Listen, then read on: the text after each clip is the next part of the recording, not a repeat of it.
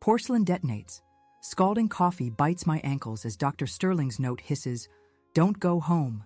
Decades of tuition, holidays, rent. Family repays me with a $500,000 policy and a $50,000 fake doctor. I've hidden $2.2 million for 45 years. A wire under my brooch. One meeting at 10 Sakor ends them. The paper fell from my trembling fingers, fluttering to the kitchen floor like a dying leaf. Dr. Sterling's handwriting was barely legible, rushed and desperate. "Don't go home. Run. They want you committed." My knees buckled. The ceramic mug I'd been holding shattered against the linoleum, coffee spreading in a dark stain that looked too much like blood.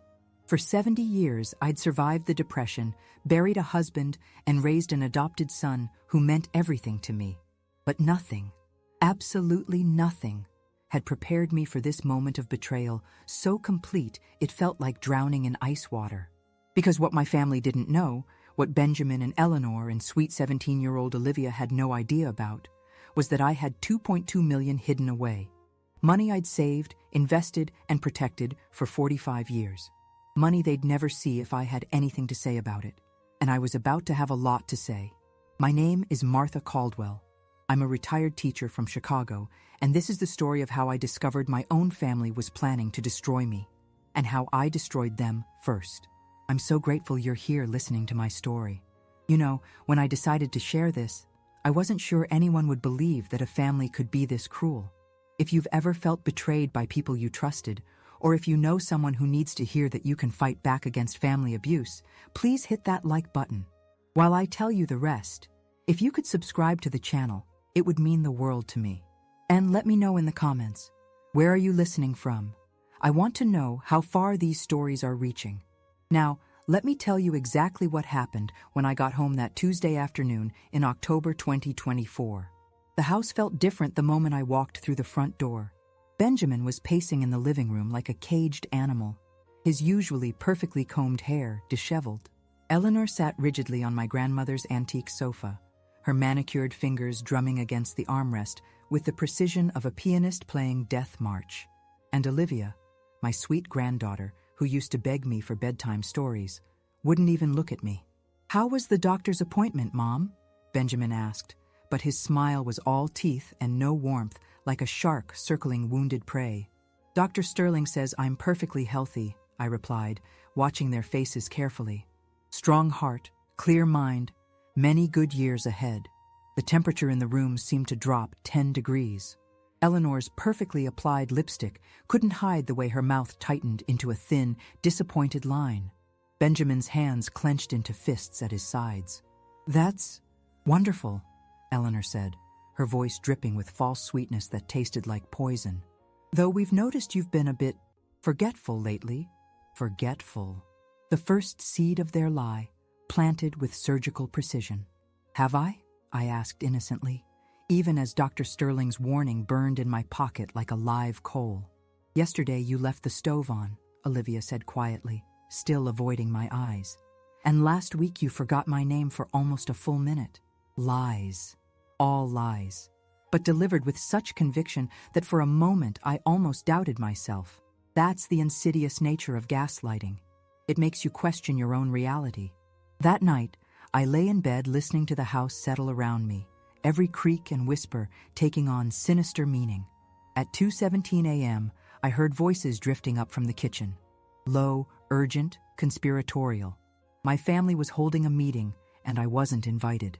I crept to the top of the stairs, my bare feet silent on the hardwood floor I'd polished 1,000 times during happier days. What I heard next would have killed me if I'd had a weaker heart. "The damn doctor wouldn't cooperate," Eleanor hissed, her cultured voice ugly with frustration. I explained that the old woman is losing her mind, that she sometimes doesn't recognize anyone, that she leaves the gas on, but he insisted she's perfectly fine. Old woman. She called me an old woman like I was already dead. "Relax, honey," Benjamin replied, and hearing my son's voice agree to this conspiracy felt like being stabbed with a rusty knife. "We'll find another doctor, someone more flexible with their ethics." "But what do we do with her in the meantime?" Olivia's voice was small but determined. "I already put down my deposit for Northwestern. I need that tuition money now, Not in 5 years when she finally dies of old age. The casual cruelty of it, discussing my death like a weather forecast, made my stomach turn to acid. "You have a point," Benjamin said, and I could hear him moving around the kitchen, probably pacing like he always did when he was planning something. "We need to speed this up. The house alone is worth almost $500,000, and with her pension and savings, we could all live very comfortably. Look, I didn't marry into this family to play nursemaid to a senile old bat," Eleanor snapped. "I thought you'd inherit years ago, but she just keeps hanging on, spending our money on her little old lady hobbies. Our money. They actually believed my life's savings belonged to them. Tomorrow, I'm calling that lawyer again," Benjamin continued. "There has to be a way to have her declared incompetent without a doctor's cooperation. And if that doesn't work, Eleanor finished coldly, "we can always make her life so miserable she'll beg to go to a nursing home. Take away her TV privileges, stop cooking for her, treat her like the burden she is." "Mom, that's a little harsh," Olivia protested weakly. "Maybe," Eleanor replied, "but I'm tired of pretending to care about her. She's always there, butting into our conversations, asking where we've been. It's suffocating. Remember your 15th birthday? She bought you that hideous vintage dress and made you wear it to the party. All your friends laughed." "I haven't forgotten," Olivia said, and I could hear the old resentment coloring her voice. "I swore that day I'd get her back somehow." My legs gave out. I sank onto the stair, gripping the banister as the words hit me like physical blows. This was my family. The son I'd adopted when he was 2 years old and given everything. The daughter-in-law I'd welcomed with open arms. The granddaughter I'd cherished since birth. "Look," Benjamin said, his voice taking on a businesslike tone that chilled me to the bone. "In 1 week, I'm having the conversation with her. I'll tell her we found a very nice assisted living facility, that it would be better for her to be around people her own age. And if she refuses—" "What's plan B?" Olivia asked. "We make her actually lose her mind," Benjamin replied, with terrifying calm. "We switch her medications. We hide her things and tell her she lost them. We convince her she's doing things she never did. Within a month, any doctor will certify that she's mentally incompetent." The horror of it crashed over me like a tsunami. They weren't just planning to steal from me. They were planning to drive me insane to do it. I crawled back to my bedroom on hands and knees, my whole body shaking with rage and terror and heartbreak so profound it felt like drowning. But as I sat on the edge of my bed, Dr. Sterling's note still clutched in my hand. Something inside me shifted. Something hard and cold and absolutely furious took root in my chest. For 45 years, I'd been saving money. Not just in regular bank accounts, but in investment funds, charity portfolios, and rental properties they knew nothing about. While they saw me as a helpless old woman living on a teacher's pension, I was actually worth $2.2 million. They wanted to play games with my mind? Fine. But they had no idea who they were really dealing with. For 70 years, I'd been underestimated. I'd been the quiet teacher, the dutiful wife, the doting mother and grandmother. But buried beneath all that sweetness was a spine of pure steel, forged in poverty and sharpened by decades of dealing with difficult students, demanding parents, and bureaucratic school boards. My hands stopped trembling. My breathing steadied. They thought I was weak. They were about to discover I was a warrior. The next morning, I made breakfast for my family with a smile on my face and murder in my heart. I served Benjamin his coffee exactly how he liked it, buttered Eleanor's toast just the right shade of golden brown, and even packed Olivia a lunch for school. "You seem cheerful this morning, Grandma," Olivia said suspiciously. "I had the most wonderful dream," I replied sweetly. "I dreamed about justice." After they left for their respective days of deception, I went to my bedroom and pulled out the small digital recorder I'd used for years to capture lecture notes. Then I systematically went through my house, placing tiny recording devices behind picture frames, inside fake plants, and under furniture. If they wanted to play dirty, I'd give them a game they'd never forget. That afternoon, I called Karen Whitmore, the best attorney in Cook County. When I told her what I'd overheard, she was silent for so long I thought the call had dropped. "Mrs. Caldwell," she finally said, "what you're describing is elder abuse, conspiracy to commit fraud, and potentially attempted psychological torture. We need to meet immediately. 3 days later, I sat in Karen's office with a table full of evidence. Bank statements showing my true worth, recordings of my family's conspiracy, and Dr. Sterling's written testimony about their attempt to bribe him. They have no idea what they're dealing with, Karen said with a smile that could have cut glass. Let's show them exactly who Martha Caldwell really is. But what happened next would shock even me. Because the deeper we dug into my family's betrayal, the more we discovered just how far they were willing to go to get their hands on my money. And that's when I realized this wasn't just about greed. It was about something much, much worse. What I discovered over the next 72 hours made the overheard kitchen conversation seem like a gentle disagreement. On Thursday morning, I activated my first recording device. Benjamin had invited someone over while he thought I was at my weekly bridge club. I'd lied about going, instead hiding in my bedroom with the volume turned up on my small radio to mask any sounds I might make. The doorbell rang at exactly 10:15 a.m. "Paul, thanks for coming," I heard Benjamin say through my hidden microphone. "Come into the living room where we can talk privately." Paul. I pressed my ear closer to the receiver, my heart hammering against my ribs like a trapped bird. "So you need documentation that your mother is mentally incompetent," Paul said. His voice was nasal, nervous. "This isn't exactly legal, you understand. If anyone finds out—" "No one will find out," Benjamin replied, with the confidence of someone who'd never been caught in a lie. "Dr. Sterling already refused to help, but you came highly recommended by Eleanor's friend Sandra. She said you handled her father's situation very efficiently." My blood turned to ice water. Sandra Morrison's father had died in a state facility under suspicious circumstances last year. The family had claimed he was violently demented, but neighbors whispered that old Mr. Morrison had been sharp as a tack right up until he disappeared. "My fee is $50,000, Paul said. "Half up front, half when the documents are filed and accepted by the court. $50,000 to steal my life, my freedom, my sanity." "That's steep," Eleanor's voice cut in. I hadn't heard her enter, but apparently she'd been listening from the hallway. "For that price, we need guarantees." "Lady, what I'm offering you is worth millions," Paul snapped.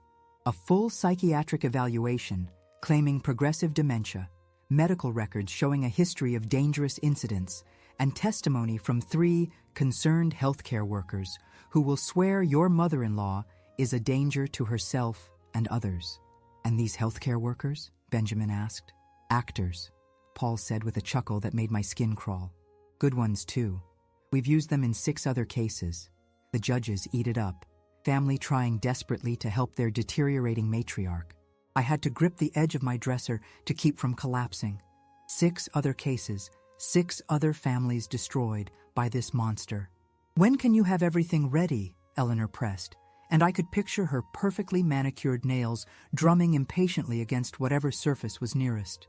2 weeks, Paul replied. "I need time to backdate the medical records, create a convincing paper trail. The beauty of the system is that once these documents are in the legal pipeline, it's almost impossible for the victim to fight back. Even if she claims she's perfectly sane, the court will see it as exactly what a demented person would say." The casual cruelty of his words hit me like a physical blow. I doubled over, bile rising in my throat, and had to clamp my hand over my mouth to keep from retching audibly. "Perfect," Benjamin said. "And once she's committed, how long before we can access her assets?" "Depends on how you want to handle it," Paul explained. "If you go the conservatorship route, you'll have legal control over everything within 30 days. But that leaves a paper trail.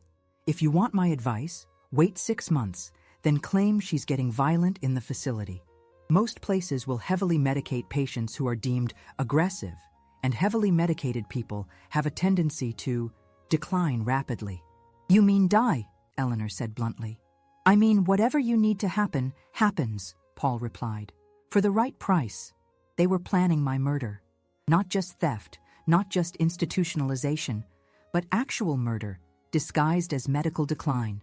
My entire body began to shake uncontrollably. I sank onto my bedroom floor, the hardwood cold against my legs, and tried to process what I'd just heard. These weren't just greedy relatives trying to steal an inheritance early. These were calculated killers planning the systematic destruction of an elderly woman, me. But even as terror threatened to overwhelm me, rage began to build in my chest like a furnace. They thought I was helpless. They thought I was just another confused old woman who would go quietly into whatever hell they'd prepared for me. They were wrong. I forced myself to keep listening as they discussed logistics. Paul needed photographs of me looking confused and disheveled for his fake medical records. Eleanor volunteered to drug my coffee with sleeping pills and take pictures while I was unconscious and drooling.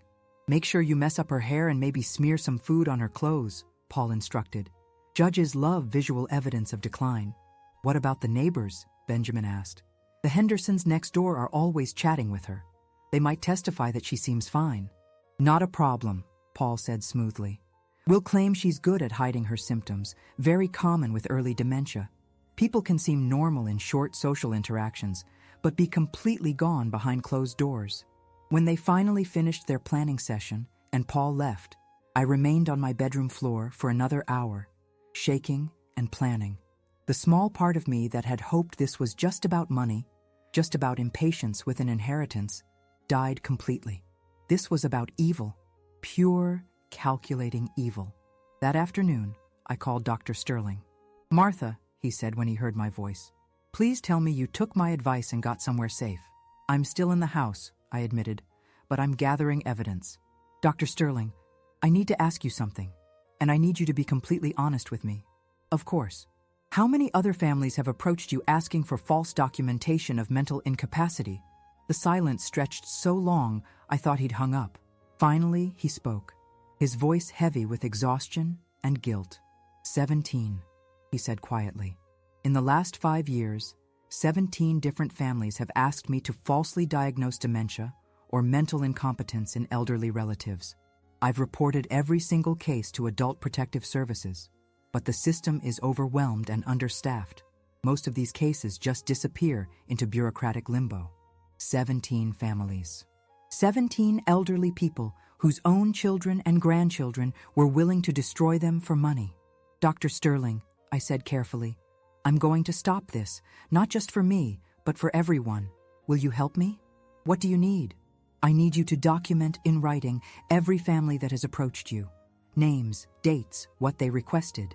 And I need you to be prepared to testify. Martha, that could destroy my practice. These are powerful people, some of them. Wealthy families with expensive lawyers. And I'm a retired teacher with a backbone made of steel and more money than they could possibly imagine, I replied. Dr. Sterling, evil wins when good people do nothing. Are you a good person? Another pause. Then quietly, yes, I am. Then help me burn this whole conspiracy to the ground. That evening, I called Karen Whitmore again. When I told her about Paul and his operation, she was silent for a long moment. Mrs. Caldwell, she finally said, what you're describing is organized crime. This man, Paul, isn't just creating fake documents for your family. He's running a systematic operation targeting elderly people across the city, possibly the entire state. Then we stop him, I said simply.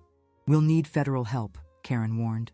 This crosses state lines, involves mail fraud, conspiracy, and potentially much worse. I'll need to contact the FBI. Do it. Martha, Karen said gently. Once we start down this path, there's no going back. Your family will be arrested. Your granddaughter could face charges. Your son will likely go to prison for a very long time. I looked around my house, at the pictures of Benjamin's childhood, at the family portraits from happier times, at the memories of a life spent loving people who were planning to destroy me. Karen, I said with absolute calm, they stopped being my family the moment they decided I was worth more dead than alive. But what I discovered next would make everything we'd uncovered so far look like child's play. Because Paul wasn't just falsifying documents.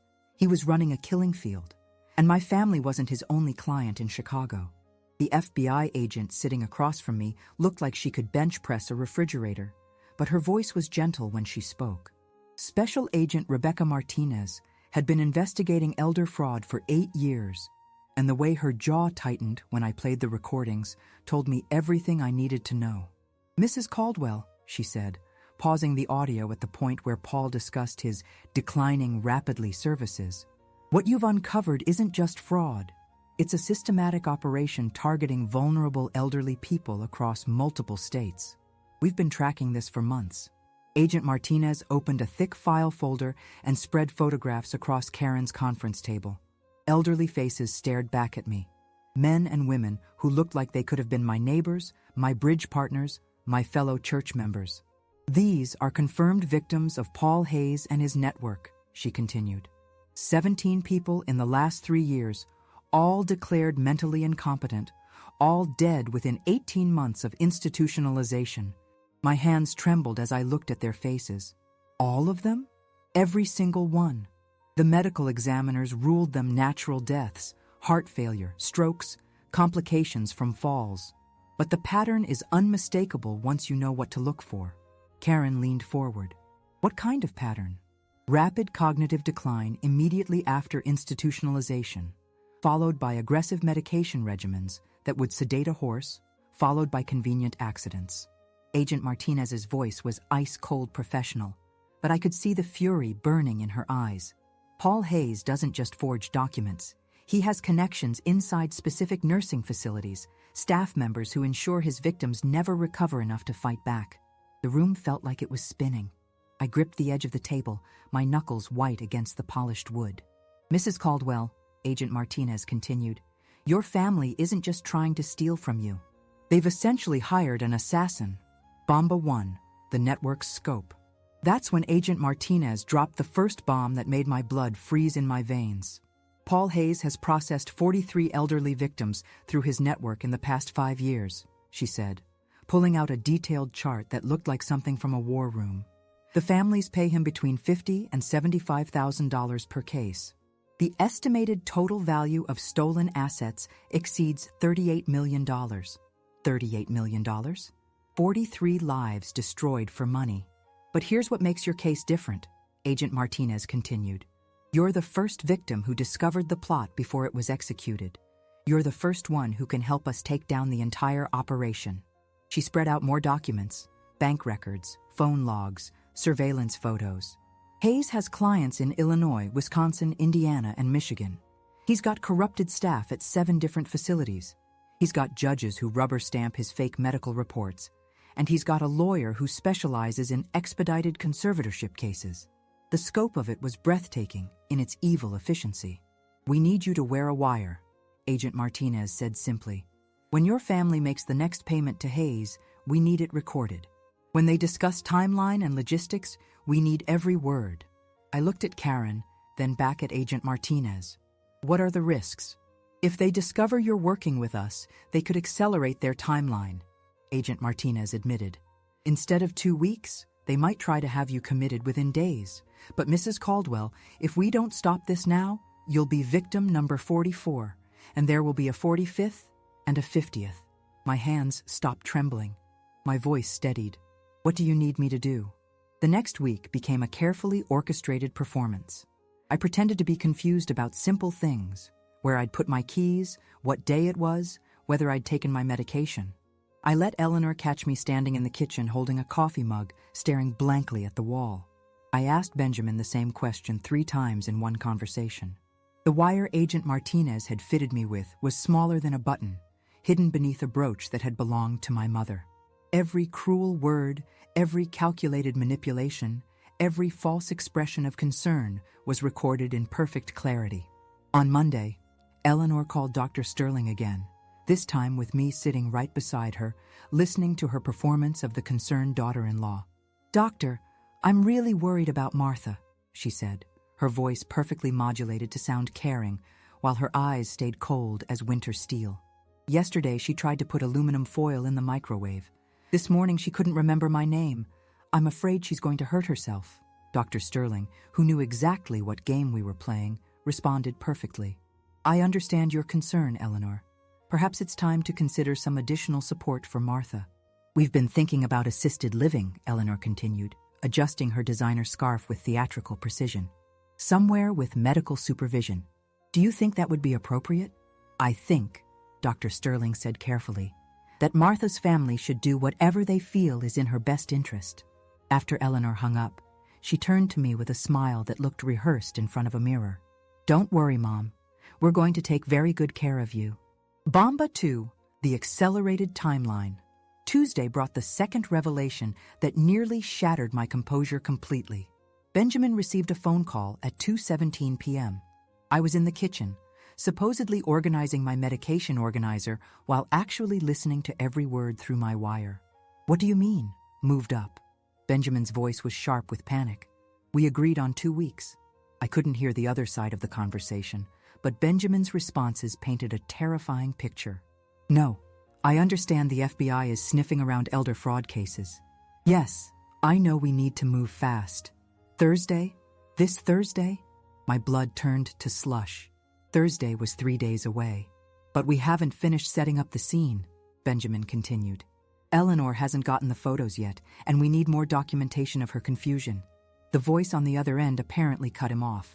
Fine. Thursday morning, 10 a.m. You'll have your money, and we'll have the papers. What? No. She doesn't suspect anything. She's barely aware of what day it is. When Benjamin hung up, I forced myself to keep slowly sorting pills while my world exploded around me. They were moving the timeline up. In 72 hours, they planned to have me declared mentally incompetent and institutionalized. That evening, Eleanor made her move for the photographs Paul needed. She ground up 3 sleeping pills and stirred them into my evening tea, watching me drink it with the focused attention of a scientist observing an experiment. You look tired, Mom, she said with false sweetness that tasted like poison honey. Why don't you rest in your chair for a bit? I pretended to drink the drugged tea, but I'd been palming water purification tablets Dr. Sterling had given me all week. When dissolved, they made any liquid taste bitter and medicinal, perfect for covering the taste of sleeping pills I was actually spitting into my napkin. 20 minutes later, I began my performance. I let my eyelids droop, slurred my words slightly, and allowed drool to pool at the corner of my mouth. Eleanor sprang into action like a predator who'd finally cornered her prey. She messed up my hair, smeared pasta sauce on my blouse, and positioned me slumped in my chair with my mouth hanging open. The camera clicked 20, 30, 40 times. Each flash felt like a slap, but I forced myself to remain limp and unresponsive. Perfect, Eleanor murmured, reviewing the photos on her phone. Look how pathetic she looks. The judge will take one look at these and sign whatever we put in front of him. When she finally left me alone, I opened my eyes and stared at my reflection in the darkened living room window. The woman looking back at me had disheveled hair, stained clothes, and the hollow-eyed look of someone who'd given up on life. It was exactly the image they wanted the world to see. But behind those tired eyes burned a fury that could have melted steel. Bomba 3, the insurance policy. Wednesday brought the third and most devastating revelation of all. Olivia came home from school upset about something and stormed into the kitchen where Eleanor was preparing dinner. I was in the adjacent dining room, supposedly napping in my chair, but actually listening to every word through the microphone hidden in the centerpiece. Mom, I can't do this anymore, Olivia said, her teenage voice cracking with emotion. I feel sick every time I look at Grandma. She's been so nice to me my whole life, and we're going to what? Eleanor snapped. Give her better care than she can get here? Olivia, your grandmother is sick. We're helping her. By lying about her condition, by drugging her and taking humiliating photos, by protecting her from herself, Eleanor shot back, and by protecting our family's future. Do you want to end up working at McDonald's because we couldn't afford your college tuition? But what about after? Olivia's voice was small, frightened. What about the insurance thing? My heart stopped beating. Insurance thing? What insurance thing? Eleanor's voice had gone deadly quiet. The life insurance policy Dad took out on Grandma, Olivia whispered. The one for $500,000. You said once she's in the facility and gets sicker. The room spun around me like a carnival ride. Life insurance. They hadn't just planned to steal my assets and institutionalize me. They had taken out a life insurance policy and were planning to cash it in. Olivia, Eleanor said with terrifying calm, you need to forget you ever heard about that policy. Do you understand me? But Mom, do you understand me? Yes, Olivia whispered. Good. Because if anyone ever asks you about insurance policies or anything else related to Grandma's care, you know nothing. Got it? Got it. I sat in that dining room chair, supposedly unconscious, while the full scope of their plan crystallized with perfect, horrible clarity. They weren't just stealing from me. They weren't just planning to have me committed. They weren't just planning to let me die from medical neglect. They had insured my life and were planning to actively murder me for the payout. That night, I called Agent Martinez from my bedroom, speaking in whispers while my family slept.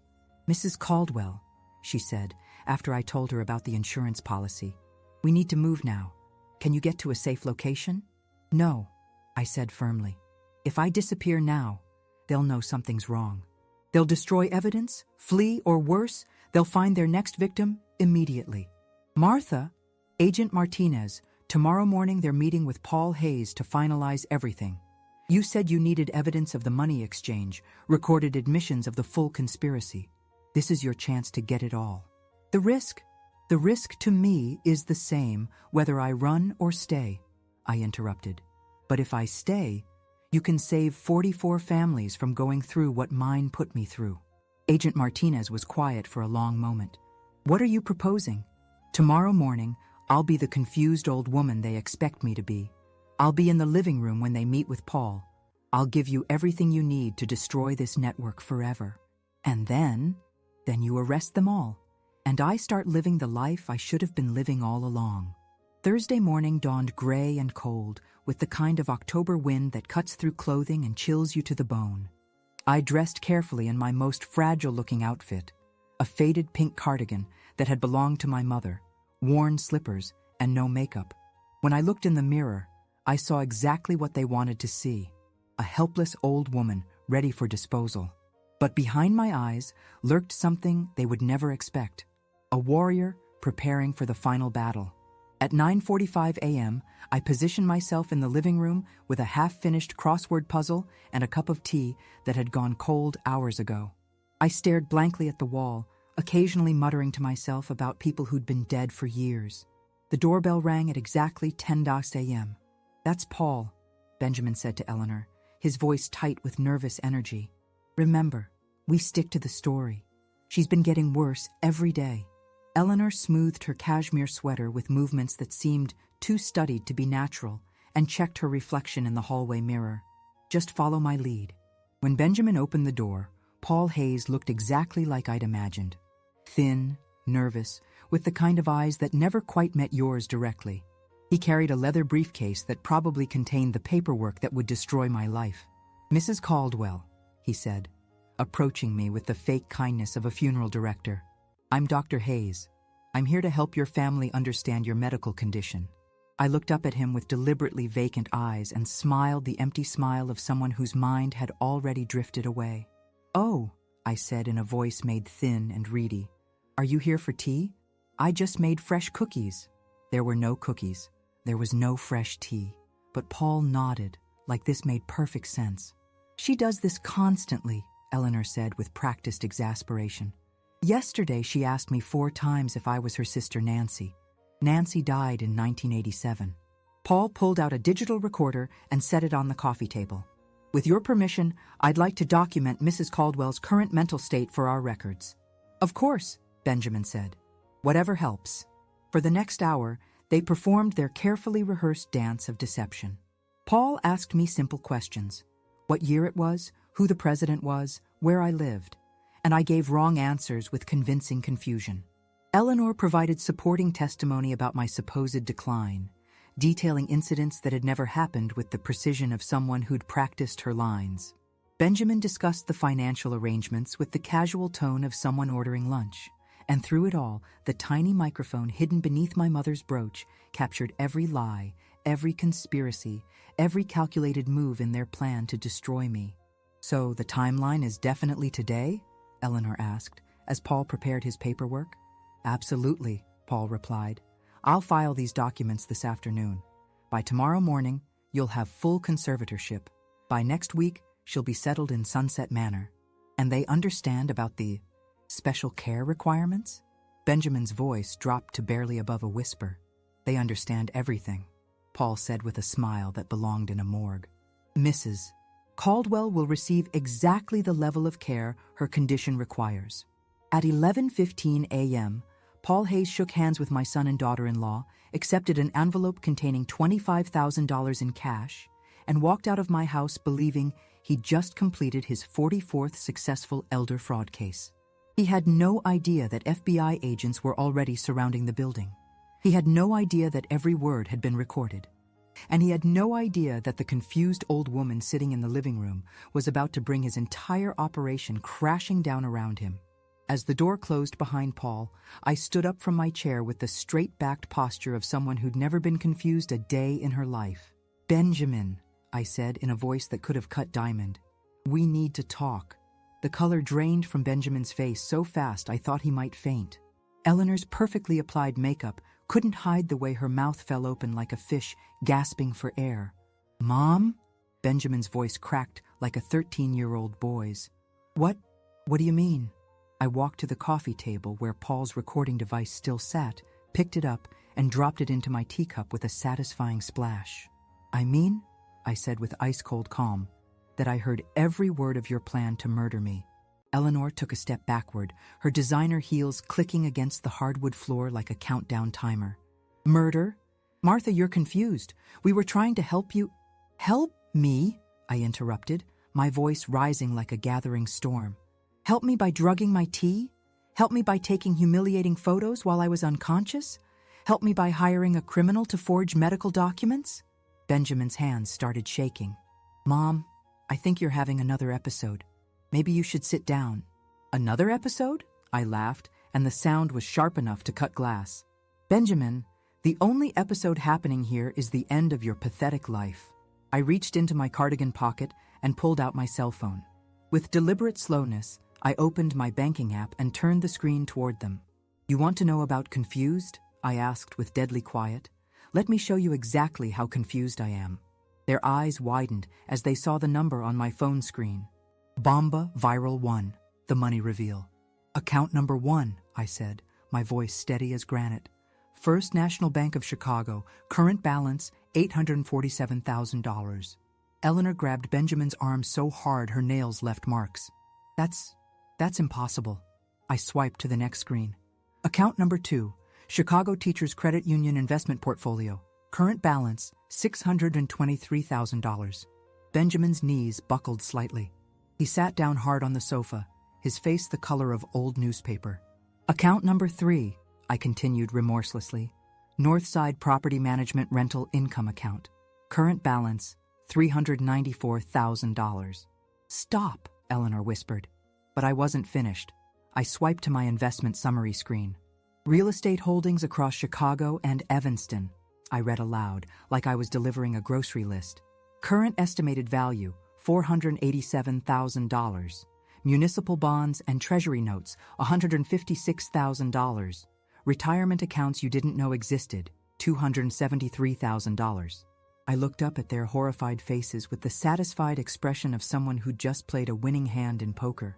"Total liquid assets," I said, with a smile that could have frozen Lake Michigan. $2,780,000. Eleanor made a sound like a deflating balloon. Benjamin just stared at the phone screen like it was showing him his own death warrant. "You want to know the really beautiful part?" I asked, putting my phone away with theatrical care. "Every penny of it is in accounts you can't touch, trusts you don't know about, investments under names you've never heard. But you live like," Benjamin stammered. "Like what? Like a poor old teacher?" I finished. "Benjamin, that was called being smart with money. Something you clearly never learned, considering you've been unemployed for 8 months and living off credit cards." His face went from white to red so fast I thought his head might explode. "How did you know about your job, your debts, your wife's affair with Tom Henderson from next door?" I asked pleasantly. "Oh, sweetheart, I've known everything for weeks." Eleanor's gasp was audible across the room. "You don't know what you're talking about, don't I?" I pulled out my phone again and played an audio recording. Eleanor's voice clear as a bell. "Tom, you need to leave your wife after Martha's gone. We'll have enough money to start fresh somewhere else." The recording continued. "Benjamin doesn't need to know about us until after we get the inheritance. Then we can figure out how to handle the divorce." Eleanor's legs gave out. She collapsed into the nearest chair like a marionette whose strings had been cut. "You recorded us," Benjamin said numbly. I recorded everything, I confirmed.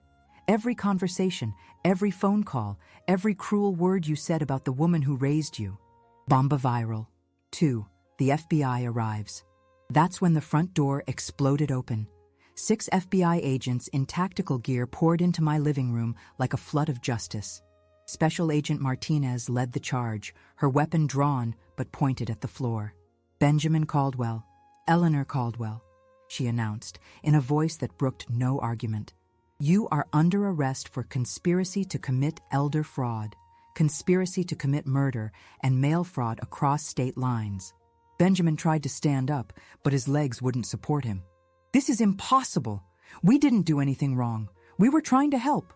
Help? Agent Martinez cut him off as 2 agents moved to cuff Eleanor, who was hyperventilating so hard I thought she might pass out.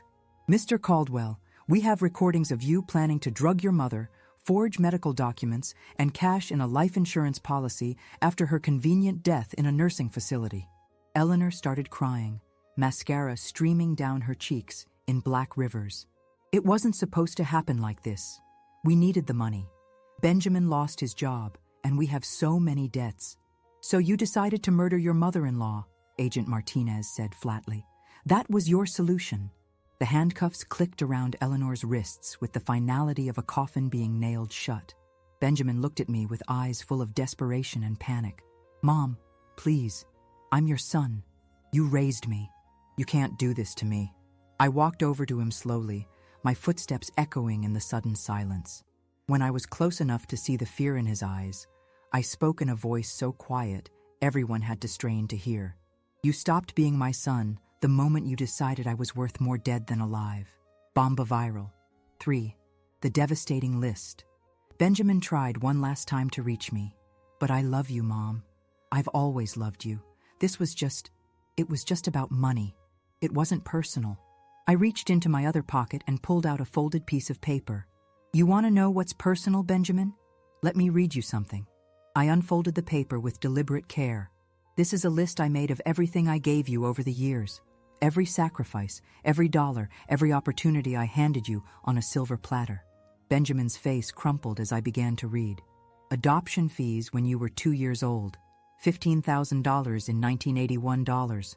Private school tuition, grades K through 12, $147,000. College tuition at Northwestern, $89,000. Graduate school at DePaul, $34,000. Down payment on your first apartment, $25,000. I looked up at him, my voice never wavering. Should I continue? Mom, please. Wedding costs when you married Eleanor, $43,000. Down payment on your house in Lincoln Park, $67,000. Car loans I co-signed when your credit was bad, $31,000. Emergency loans that were never repaid, $52,000. Agent Martinez and her team stood frozen, watching this family destruction unfold with the horrible fascination of people witnessing a car crash. Credit card debts I paid off, $38,000. Olivia's private school tuition, $23,000. Family vacations I funded, $19,000. Christmas gifts, birthday presents, just because money over 26 years, $87,000. Benjamin was crying now, ugly sobs that shook his whole body. I'm sorry. I'm so sorry. Total, I said, with mathematical precision, $670,000. Over 26 years, I gave you more than $500,000, and you repaid me by planning my murder. I folded the paper and put it back in my pocket.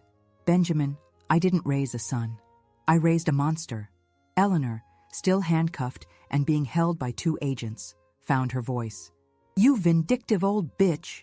You planned this whole thing. You manipulated us. Agent Martinez stepped forward. Ma'am, you have the right to remain silent. I'd suggest you use it. But Eleanor was beyond rational thought. She's not the victim here. She's rich. She could have helped us instead of hoarding money like some kind of dragon. Help you? I asked with genuine curiosity. Help you with what? Your husband's gambling debts? Your affair? Your plan to commit murder? It wasn't murder, Eleanor screamed. It was just what? Agent Martinez pressed. Eleanor's mouth opened and closed like a fish, but no words came out. There was no way to finish that sentence that didn't end with her in prison. As the agents prepared to escort my former family out of my house forever, Benjamin looked back at me one final time. "What happens to Olivia?" he asked quietly. I considered the question. Olivia was 17, pregnant, and scared. She'd been manipulated by adults who should have protected her, but she'd also chosen to participate in planning my destruction. "Olivia testified against you to the FBI in exchange for immunity," I said simply. "She's going to live with my cousin Margaret in Wisconsin until the baby is born. After that, we'll see if she's learned anything about the difference between right and wrong." Benjamin's face crumpled completely. "She betrayed us?" "No, Benjamin," I corrected gently. "She chose to do the right thing. You should try it sometime." Agent Martinez nodded to her team. "Let's go." As they led my son and daughter-in-law toward the door in handcuffs, Eleanor turned back one last time. "I hope you're happy," she spat. "I hope you enjoy your money while you sit in this house all alone for the rest of your life." I smiled at her with genuine warmth. "Eleanor," I said sweetly, "I'm going to be absolutely fine." The door closed behind them with a sound like thunder, and for the first time in months, my house was filled with peace. Agent Martinez stayed behind to wrap up paperwork. As she gathered evidence bags and closed files, she looked at me with something approaching admiration. "Mrs. Caldwell," she said, "I've been doing this job for 8 years. I've never seen anyone handle a family betrayal with such precision." "Agent Martinez," I replied, "I was a high school teacher for 43 years. If you can handle a classroom full of teenagers trying to get away with cheating, handling a family of adults trying to get away with murder is just a matter of scale." She laughed despite herself. "What are you going to do now?" I looked around my living room, at the family photos I'd be taking down, at the memories I'd be packing away, at the life I was finally free to live on my own terms. "Whatever I want," I said simply. "For the first time in 70 years, I'm going to do whatever I want." 6 months later, I stood in the kitchen of my new townhouse in downtown Evanston, watching the sunrise paint Lake Michigan in shades of gold and rose. The woman in the reflection of my window looked nothing like the frail, confused person Eleanor had photographed that terrible night in October. Gone was the gray hair pulled back in a tight, apologetic bun. In its place, silver waves fell softly to my shoulders, highlighted with subtle streaks of platinum that caught the morning light. Gone were the faded cardigans and worn slippers.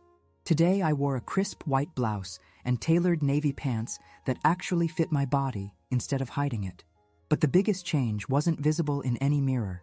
It was the way I carried myself, shoulders back, chin up, with the confident stride of someone who knew exactly who she was and what she was worth.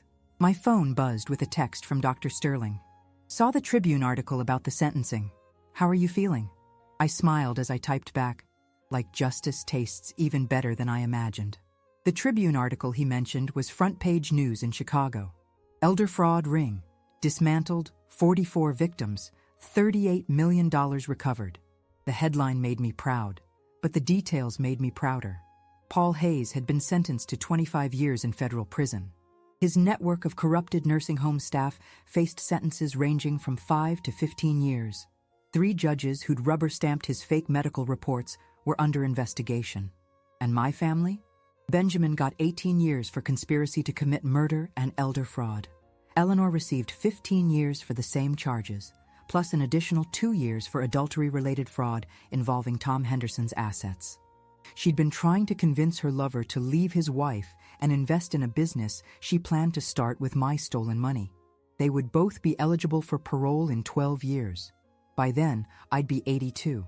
If I was still alive, I'd be there to remind the parole board exactly what they'd tried to do to me. But today wasn't about them.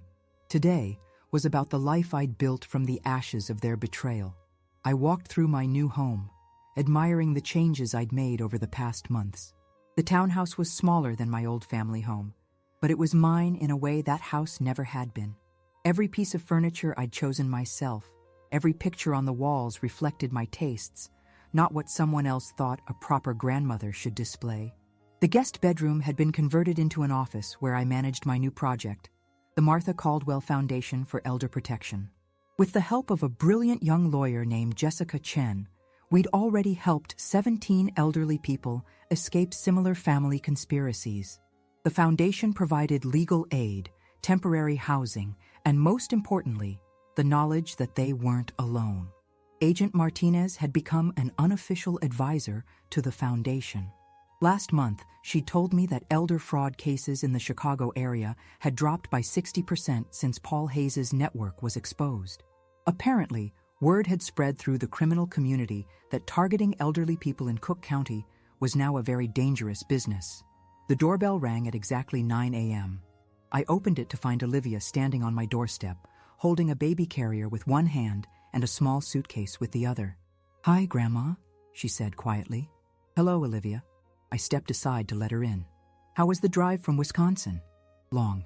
She set down the carrier and lifted out a sleeping baby boy with dark hair and his father's stubborn chin. "Grandma, I'd like you to meet Thomas." Tommy.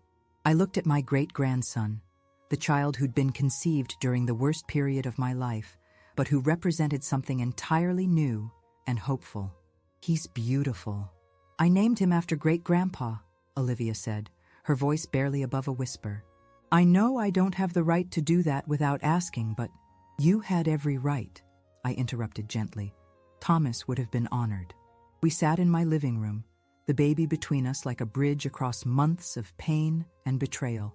Olivia had testified against her parents in exchange for immunity, but the guilt of that choice was written all over her face. "I got accepted to Northwestern," she said finally. "Pre-nursing program. I could start in the fall if I can figure out childcare." "If?" "Grandma, I know I participated in what they were planning. I know I said terrible things about you. I know I don't deserve forgiveness, but—" "Olivia," I said firmly, "you were 17 years old, pregnant, and being manipulated by adults who should have protected you. When you had the chance to do the right thing, you took it. That's what matters now." She started crying then, quiet tears that spoke of months of guilt and fear and uncertainty. "I've been thinking," I continued, "that this townhouse has 3 bedrooms. I only need 1. The foundation office takes up another. But that 3rd bedroom has a beautiful view of the lake, and it's right next to a room that would make a perfect nursery." Olivia's head snapped up. "Are you saying—" "I'm saying that Northwestern has an excellent nursing program, and they have very good childcare facilities for students. I'm saying that Thomas deserves to grow up knowing his great-grandmother. And I'm saying that second chances should be earned, not just given. What would I have to do? Graduate, become a nurse, use your experience to help other people. And never, ever let anyone convince you that family means tolerating abuse." Olivia wiped her eyes with the back of her hand. "I can do that." "I know you can." That afternoon, we drove to my old neighborhood to visit Dr. Sterling. His office had become something of a shrine to ethical medical practice. He'd framed the Tribune article about the Paul Hayes case and hung it next to his medical degree. "Martha," he said, embracing me warmly, "you look wonderful. Retirement suits you." I laughed. "Retirement? Dr. Sterling, I've never been busier in my life." "The foundation?" "The foundation, yes. But also tennis lessons, Italian cooking classes, and a book club that actually reads books instead of gossiping about family drama." "And how is young Olivia adjusting?" I looked through his office window at Olivia, who was pushing Tommy's stroller around the parking lot while talking animatedly on her phone with someone from Northwestern's admissions office. "She's finding her way," I said. "Some people learn from their mistakes. Others repeat them forever. I think Olivia is one of the learners." As we prepared to leave, Dr. Sterling handed me an envelope. "This came for you yesterday, forwarded from your old address." The return address made my blood run cold. Illinois Department of Corrections. Inside was a letter from Benjamin, handwritten on prison stationery. The writing was shaky, desperate. "Mom, I know you probably won't read this, but I had to try. I've had a lot of time to think about what I did, and I know sorry isn't enough. It will never be enough. But I want you to know that I understand now how wrong I was. Prison has a way of showing you who you really are, and I don't like what I see. I heard about the foundation. I heard about what you're doing for other people like yourself. I'm proud of you, Mom. I should have been proud of you all along instead of seeing you as an obstacle to what I thought I deserved. I don't expect forgiveness. I don't even think I want it, because I don't deserve it. But I want you to know that the son you raised, the good parts of him, are still in here somewhere. And maybe someday, he'll be strong enough to deserve a second chance. Love always, Benjamin. I folded the letter and put it back in the envelope. Olivia watched me from the car, curiosity and concern written across her face. Bad news? She asked when I got in. Complicated news, I replied. Your father is learning the difference between regret and remorse. Will you write back? I thought about it as we drove home through the Chicago streets I'd called home for 70 years. Forgiveness wasn't something you gave because someone asked for it. It was something you gave when you were ready to let go of the anger that was poisoning your own life. Maybe, I said finally, but not today. That evening, I stood again at my kitchen window, watching the sun set over the lake. Tomorrow, Olivia would start her college orientation. Next week, the foundation would help its 21st client escape a family conspiracy. Next month, I was flying to Italy with my book club for a 2-week adventure. I thought about Dr. Sterling's note from so long ago. Don't go home. Run. I had run, but not from danger. I'd run toward the life I was meant to live. At 70 years old, I'd finally learned the most important lesson of all. Family isn't defined by blood. It's defined by loyalty, respect, and genuine love. And sometimes protecting yourself means walking away from toxic people, even if you share their last name. The woman in the window reflection smiled back at me, silver-haired, confident, and absolutely free. For the first time in my life, I was exactly where I belonged.